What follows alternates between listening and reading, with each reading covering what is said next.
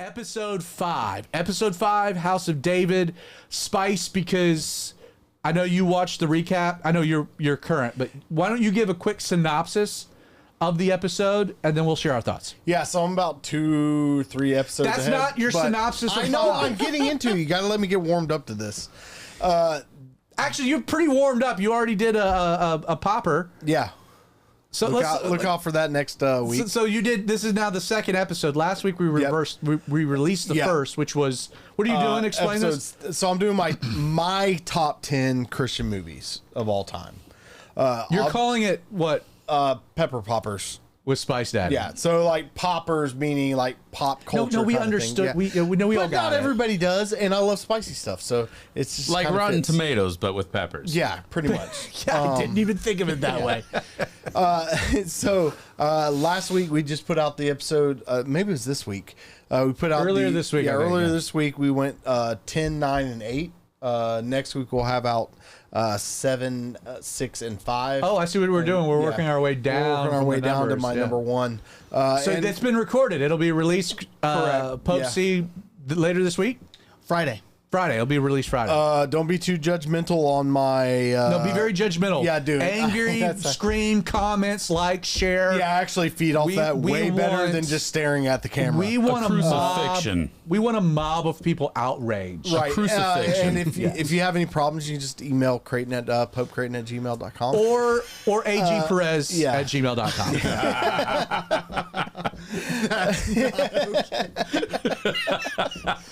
For the Calvary 316 folks, that's always the go-to. Right.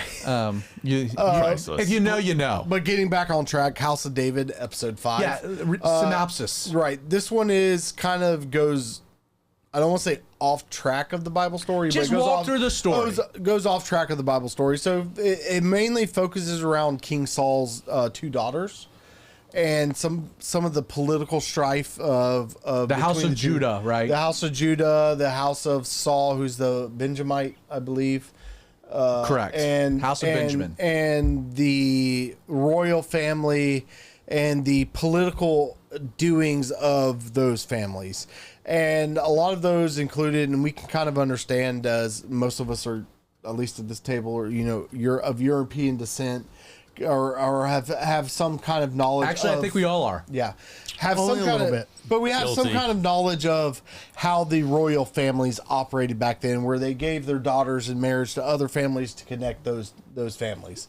Bring the houses together. Right, and that's kind of what this episode kind of brings to the table, where Saul tries to marry off his daughter to one of the sons of the House of Judah. So, And I think they introduced that storyline primarily to I think they emphasize it, and you tell me if I'm reading this wrong, because it was kind of a bizarre storyline. it was. And I'm thinking that the reason that they did it this way was twofold. One, they're wanting to, again, develop a little bit more of a love story with David and Michael. Yep. They're also wanting to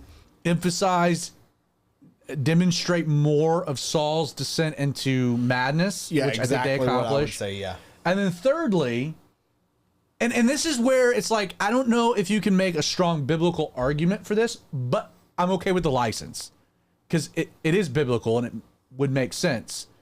So Saul knows the kingdom has been taken from him, been given to another, and now he's starting to freak out that this is from the tribe of Judah, which again, Jacob, his blessings to the sons was a scepter won't leave the tribe of Judah. Right. And they tie that into it all. Right. Within the episode, I forgot the guy's name. He's basically the leader of Judah, the tribe of Judah. Yeah, I don't remember his name, but and he it doesn't asked matter. to be able to read the scroll of that specific prophecy, where it says, "From the house of David they shall establish a kingdom of which shall never see an end," or the never house die. of Judah, Yeah. not realizing that David is the lion of the tribe of Judah that they're freaking out about. Right. Not knowing it. But I just find that really cool. And it's this, man, and I don't know. It'd be really interesting to interview someone who's Jewish watching this at the same time we are, because when I start hearing messianic prophecies, I'll be like, yeah, that sounds exactly like Jesus kind of thing. Creighton, if only we knew someone that like was well traveled and had like been to Israel a lot, like and knew lived there, like new Israeli people, right, who still lived in Israel, and like maybe even bragged about that all the time. that would be. That would be the guy. Show. We need to get that guy on. I don't know anybody that. I don't know anybody that brags about that kind of stuff, but they use that information to establish authority when they're speaking upon facts about certain things. If only we knew. Are you somebody bragging about that? Do you know a guy? I might. I sense a power struggle. Okay, let's. Before I give thoughts, I'm gonna say one thing. See if you guys agree or disagree, and then that'll be a great segue for you to share your own thoughts. I think it was the weakest episode thus far. Yeah, I agree. 100%. Okay, I get an agree. Yep. 100%. Pope C. I don't know if I would call it the weakest. You got to pick one. Up to till now, is it the weakest episode? Up to probably, I guess. But That was real assertive. Well, But yeah, Thanks but- for taking a definitive position. Because weakest episode, I think that I would say this is as weak to me as episode 2. But I think that episode 2 might be tainted by the fact that I was so jarred off of episode 1. I think this was weaker, Yes, I would agree with that. except for that previous statement I made about that segment where he was reading from the prophecy. That to me, I looked at him like, that's awesome that Yeah. they would include that reading, and that's what the house of Judah and all of Israel longed for, that aspect of things. Maybe not. We don't know that. That's not Right. actually articulated in the scriptures. I actually have a different read than that. Creighton, again, I'm not asking you, like, this is more of your perspective now. You're not jaded about episode 2. Episode 2 was great. It was the weakest of the first 3, yeah, I'd say so. but I think 2 had more purpose and character development than 5. In fact, I really, so my arc is I've watched it 3 times. I watched it once with Jessica and hated it. In fact, I was like, this episode stunk, which is, I'm very glad that there was then the next episode, which was awesome. And like, I have not seen that episode. And I was able to kind of like, okay, great. But I had a real negative feeling about it. I didn't like it at all. And then we had guests in town. We were watching it. So I watched it a second time and actually got done with it and was like, that was actually a pretty good episode. I had kind of evolved a little bit on my own viewing of picking up some nuances, some things I liked about it. And again, this is what you have to do with all of these episodes. You can be hypercritical, which is part of the idea of a review. We're going to be hypercritical. But there are good things, and we're trying to unpack that. Second time watching it, I was like, you know what? I'm actually kind of into that. And then the third time I watched it, just in preparation to remind myself, because I'm a couple episodes ahead, I was like, I kind of like maybe reverted back to like, it's the week. It's just, to be honest, there has to be a weak episode if you're going to pick one. Well, yeah, but I think that the thing that where I disagree with you, not disagree with you, because I actually agree with you, is that I kind of view everything other than episode 1 a bit milquetoast. Like they're all good TV. They're all fine. I think I'm enjoying it. I think I'm 3. enjoying it. It's hard to say that with 3 because 3 was very much like Samuel anointing David. Like 1 was out of the scriptures, 3 was out of the scriptures. You're right. 3 gets a better Yes. grade for me. 1, 3, 1, 3, and I'm assuming 6. well, and apparently maybe even 7. So, which we But can't get this that far one, ahead. I enjoyed the character development. There are some scenes that I really liked. I really enjoyed the Saul aspect of the reading of the blessing for Judah. I really enjoyed the Saul aspect. The leader of the tribe of Judah, though, the whole time I was watching it, I was like, does he realize what he's saying? Why would you say this in the throne room? I think of he your did. I think he king? totally understood what he was and saying. Okay, because I was watching it and I was like, either this guy is trying to be Aggressive. insurrectionist-y, or he's a fool. And I was having a hard time deciding which one of those two things I thought it But was. also- and I I also look didn't back- like his part of that scene. I also like but how I they- really liked Saul's. I also like how they do that to Saul, though, Because how does Saul not read that? He knows the prophecy and not think, oh, he's saying to himself, my house is going to live forever. But this prophecy specifically says the house of Judah. Oh, I totally agree. And that's why I like the Saul part so much, because it reminds me of when Jesus is in the desert and Satan twists the words of God to mess with Jesus. This now, whatever this evil spirit is that's tormenting Saul, is doing the same thing, but with the law to mess with Saul. I thought that I really That's enjoyed interesting. that. I like that a lot. Dear Daddy, what are you thinking? So I came at it from a completely different standpoint than all you guys. So the first episode, I teach Sunday school at Calvary 316, and so some weeks I get to hear your sermon, and some weeks I don't. So the first episode, you were like, guys, this is what we're doing. Watch this. We're gonna talk about it. And so, Isn't it cool how this is correlating with our church? accidentally, Like 100%. So I sat through your sermon on Been a Sunday, lot of fun. and you said, go home and watch this thing. It comes out on Thursday. I think it does. I think it's Thursday. So Sunday, you're like, hey, this thing's coming out, and you did your sermon, and you're like, watch this, and I'm like, whatever. And then we met here on Wednesday night, and you're like, hey, tomorrow, guys. Yeah, it was Thursday, because we met here, and you were like, go home tomorrow and watch this. And I watched it. I was like, this is 1,000% what Zach just taught on. Right. So it was very like in my face. I just heard about this. This is such real time, and it followed your sermon and the Bible so perfectly. I was like, gangster. Like, this is Lord of... It's great. Or this is Game of Thrones-esque. Like, this is so perfect to the script.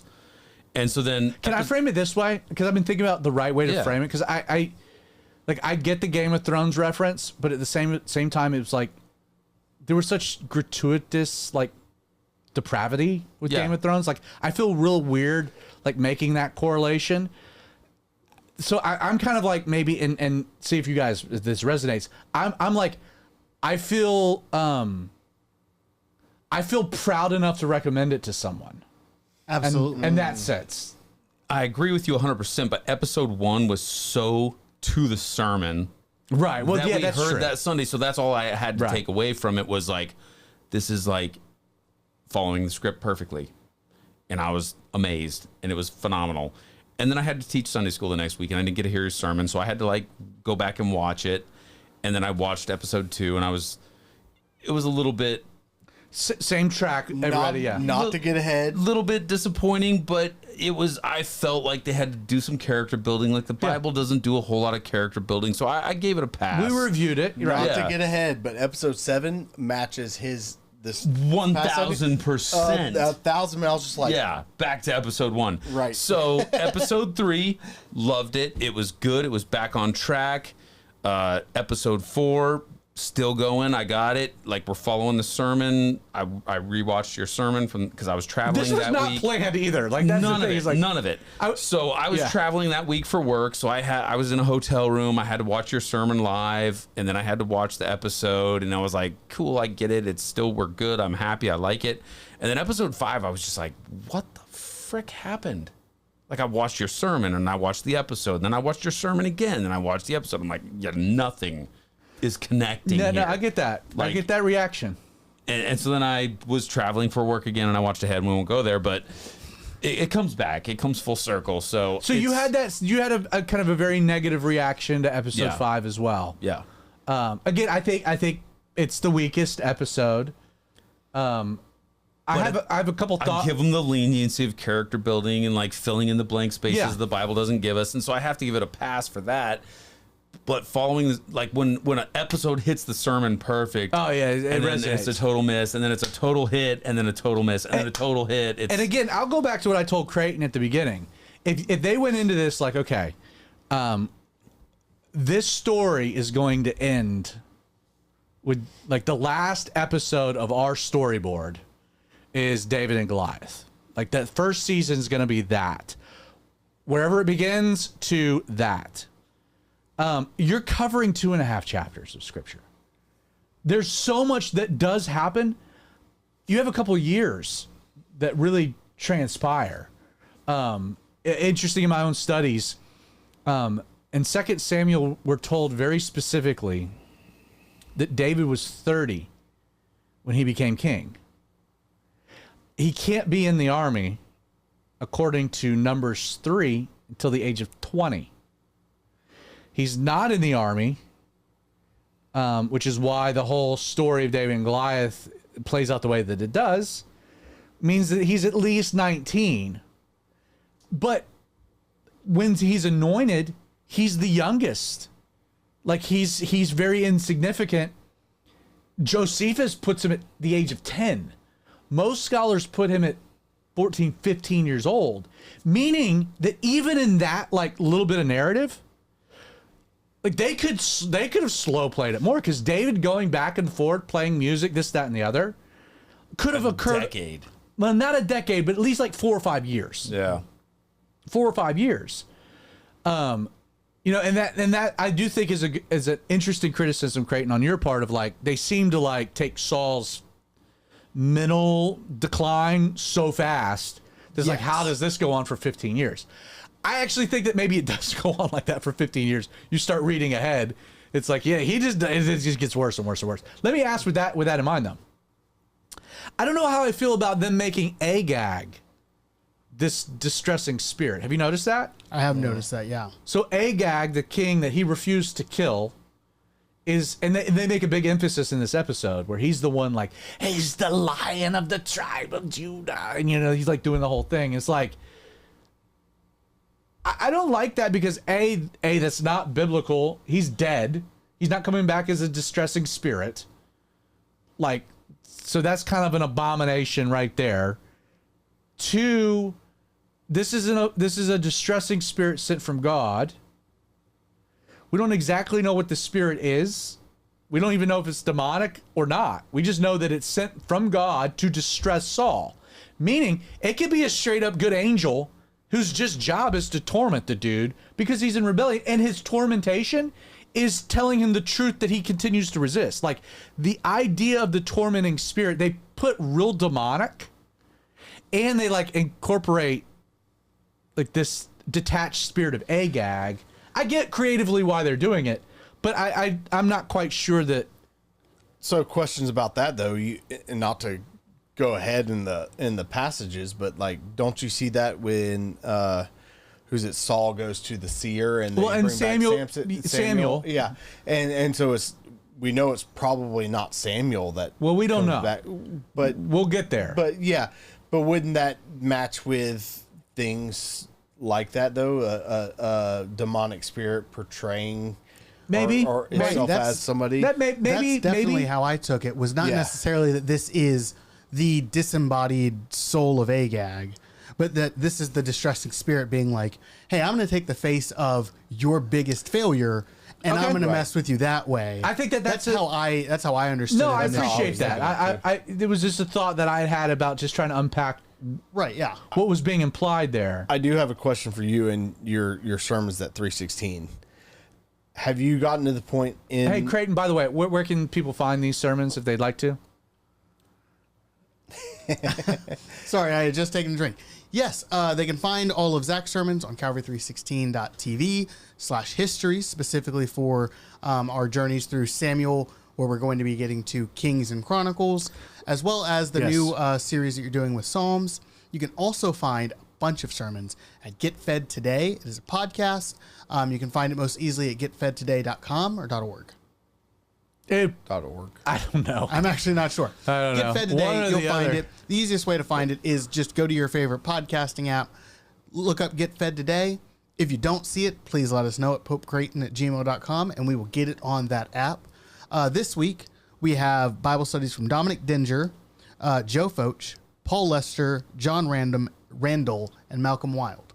Great lineup. So it's 5 Bible studies every week. We currently have 560 something Bible studies up. Very cool. So plenty of content, plenty of Bible studies if you want to get into the Bible and don't know where to start. Let me also throw this out there to the audience.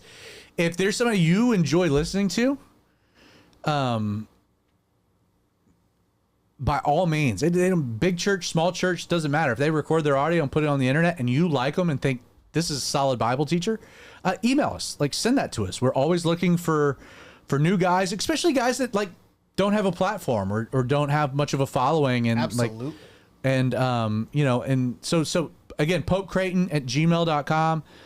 Email us if there's a Bible teacher that you like that maybe we can evaluate and put on Get Fed Today, which would be cool. So you had a question, Spice. Yeah. So we've already established that, and that a lot of these episodes match up with your sermons that have come through so far. Have you gotten into the point in the House of David where you've been able to either look back on your sermon like, oh, I should have talked about this, that gives me a good idea, or have you seen like not future episodes, but current episodes that match up with future sermons that have maybe influenced the way you've looked at that passage? That is such a great question and segue to the point I'm going to make about the episode, of what I liked about the episode.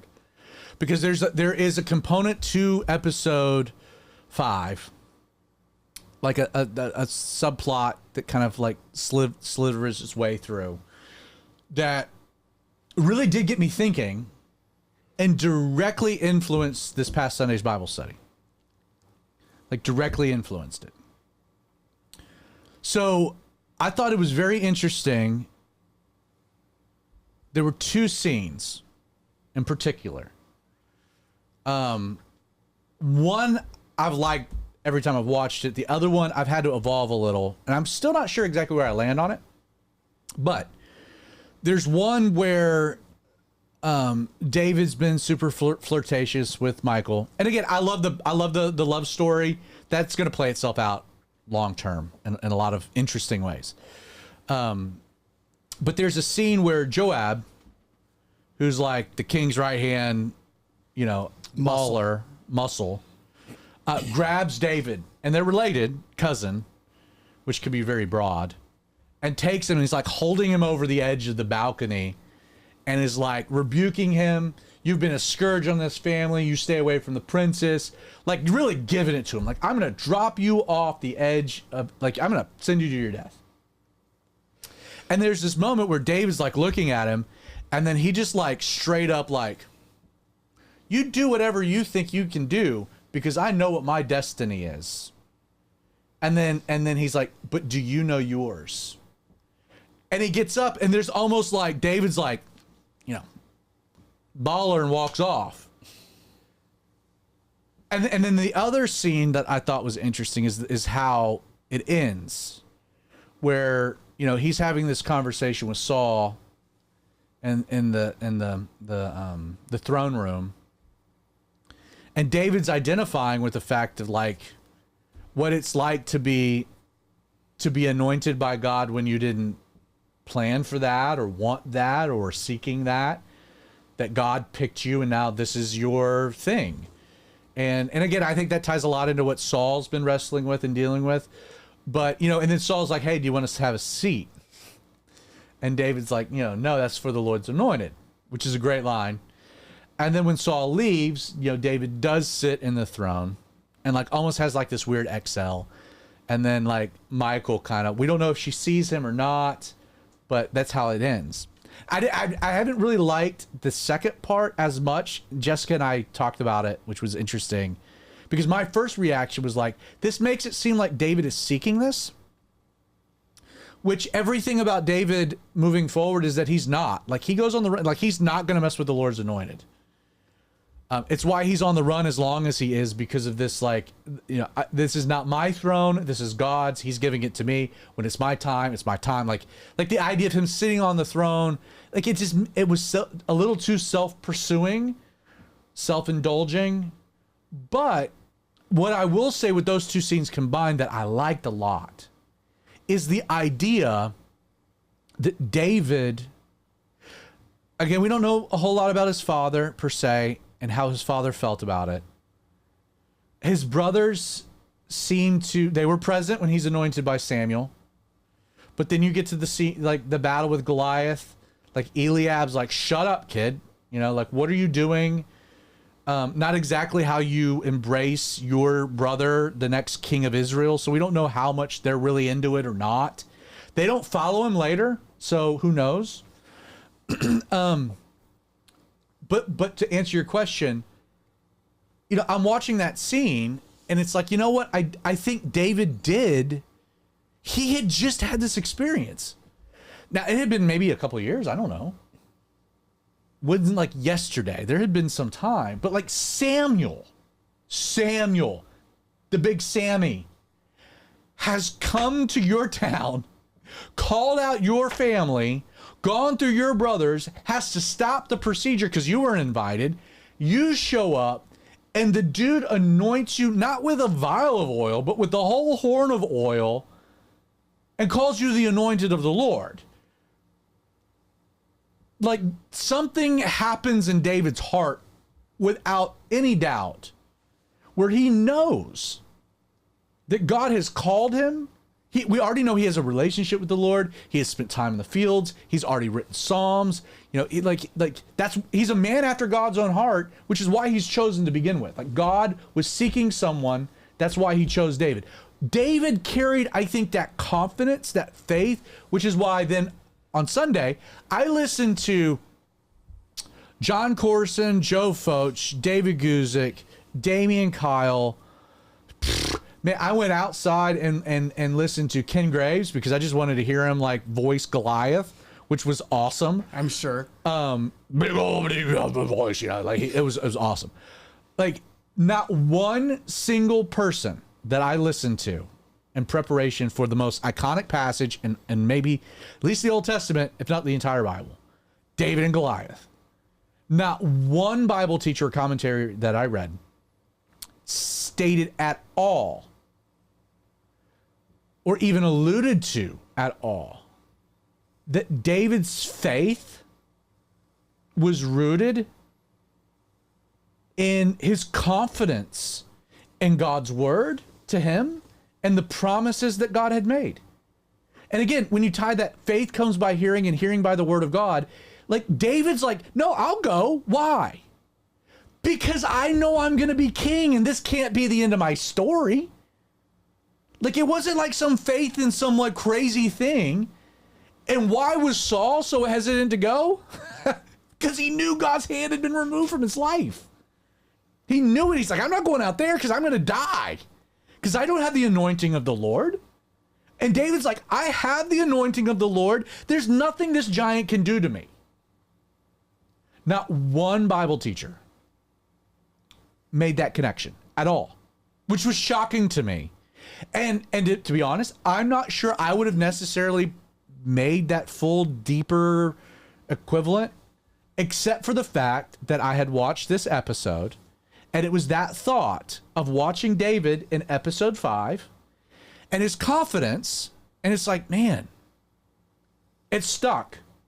And so as I'm getting ready to teach David and Goliath, which we're only halfway through, we'll do the second half. That was the main point of application that I had. So to answer your question, yes, that's one example. There have been several. There have actually been some things that I've been watching that I don't even know if it'll play out. Like, you know who David gets promised to marry? Is it the older daughter and then he gets Michael later? It's the older daughter. It's the older daughter who then Saul takes, has her marry another guy, and then you get to 2 Samuel, and David has all 5 of her sons handed over to the enemy to be hung, and she protects their bodies until they can be buried later. Like, that's going to be a heavy dude, episode. You're watching, he was like, I'm going to marry her. Like, he was in the text, chapter 18. He's like, yeah, cool. And then it's like Saul takes it away to see how he's going to react and gives her to another dude.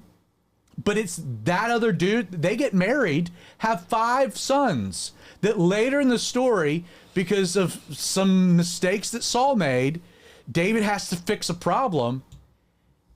And he gives all 5 of her sons to be hung, along with Saul's concubine, her 2 sons. 7 of Saul's relatives are hung on the mountain, and she is beating away like she's protecting the bodies so that David would have to bury them. And like you look at this stuff happening now, and you're like, oh snap. Maybe episode 2 wasn't so disappointing. Yeah, or maybe episode 6.3. We'll get back to this at some point. Redeem episode 5. Same thing with Michael. I think Michael. I'm really excited to see the end of the Michael David story play out. Yes. So that's going to be fascinating. That's how I'm going to judge the show on a broad scale. On a broad scale is how they end the David Michael love story, because that's a difficult place to get to from where they're starting. That, and again, you guys have anything else with that? No. Okay, so we'll move on because, gosh, man, we're already moving quick here, bud. So, I want to just very quickly a book plug. There's not a lot of good stuff that you can read on Saul. If you're wanting to study the life of Saul, you want to study the life of David, there's 1,000 books you can get on David. Joseph, 1,000 books. Elijah, 1,000. Like the heroes, there's plenty material. But like if you do an Amazon search or start looking around for like good material on Saul, you're going to be hard pressed. I stumbled across this, and I think you can see it's called The Tragedy of Saul, First King of Israel. Now, a little bit before I get to the substance of it, it's a play. So this is a full, like it's the transcript is a play, acts, scenes, dialogue. It was published, originally it was published by G.W. Dillingham Company, New York publishers in 1904. That was a long time ago. Yes. It's been re-released by, there's a lot of companies that do this, so it's open domain stuff now, so you can get old manuscripts and republish them. David Guzik's been doing some of this with some authors. This is forgottenbooks.org is the website. I got this on Amazon. Don't know a whole lot about Forgotten Books, but there are companies that do this. You'll actually see a similar cover for other things. But again, it was written in 1904. The author is Louis A. Storrs, and Storrs is Storrs. Now, if you Google Louis A. Storrs, you're going to find nothing. In fact, you'll find one guy, if you're lucky, that was in California, not the same guy. Like, you use AI, you're going to have a hard time finding anything. His middle name is Austin, after a real deep dive. So it's Louis Austin Storrs. He was born in 1867, and the internet doesn't know when he died. Like, literally, challenge to anyone watching, find out when this guy died. Because not even Gronk knows. This is the only thing he wrote. This is it. Like, nobody knows anything about him. And it's a play about Saul. Go for it, man. I read this book, and it's great, just fantastic. But just to give you a taste, it's like it's Shakespearean kind of in how it's written. But there's Act 3, Scene 1 is David's house near Geba. He's had some spears thrown at him. He's run. And he comes home, and Michael knows that, like, hey, there's assassins looking for you. If you don't escape, you're gonna die. This is that whole scene. But this is Michael. This is her language. This is how the Scene 1, Act 3 opens. I hope I do a good enough job to like give you a taste of it. I'm in a dilemma with two creditors, who both demand what I can pay but once. For faith cannot be halved. 'Tis all or none. I hoped, no, hardly hoped, but wished that I could pay my father an annuity of my full love, itself in principle, remaindered to my husband the right heir, by me and by myself of Saul's estate, but love will not merchant that way.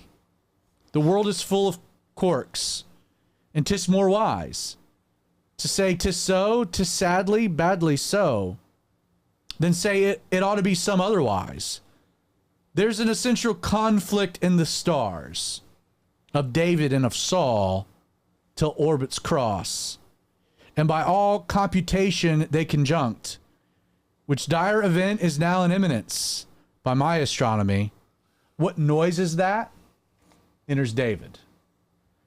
And then, David's like, I'm on the run, and she has to make this decision about saving her. Like, I think Michael's one of the most fascinating characters in the entire story. There's a line by another book where Michael failed to become a queen because she couldn't stop being a princess.